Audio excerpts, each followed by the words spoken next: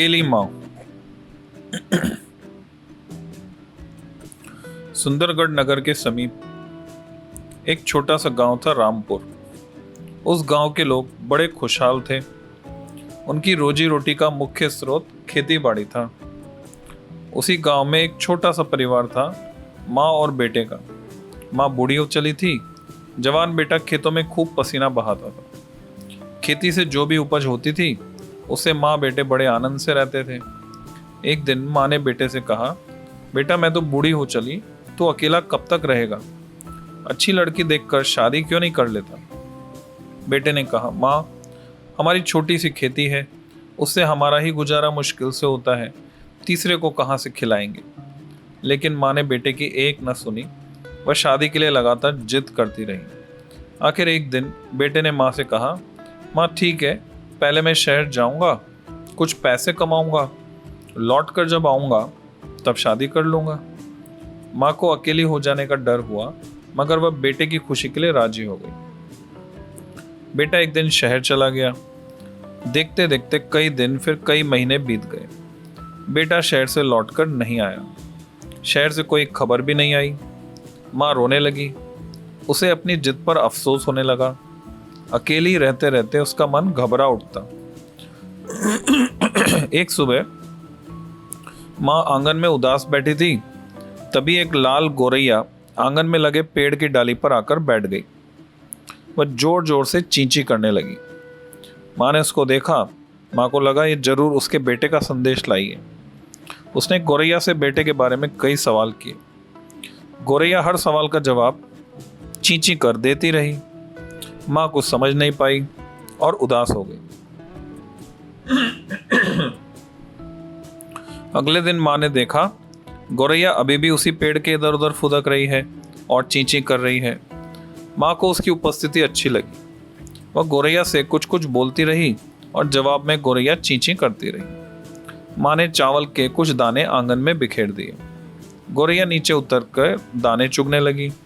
फिर तो बहुत जल्दी ही माँ और गोरैया में दोस्ती हो गई।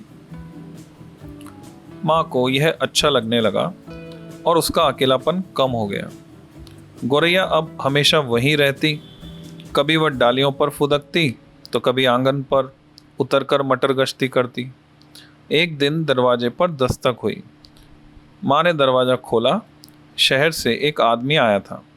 उसने माँ को ढेर सारे कपड़े और खाने की कई चीज़ें दी। उसने कहा, ये सभी तुम्हारे बेटे ने भेजे हैं। और हाँ, एक खुशखबरी भी है, उसने शहर में शादी कर ली है। वे दोनों वहाँ बड़े खुश हैं। इतने सारे उपहार हाथ में लेकर माँ रोने लगी। बेटे की खुशी से उसकी आंखों में खुशी के आंसू थे, तो बेटे की दूरी का दुख भी हो रहा था।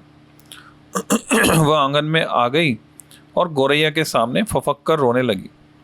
गोरैया जोर से चींची करने लगी, मानो वो माँ को समझा रही हो, तू घबरा मत, तेरा बेटा एक दिन जरूर लौटेगा।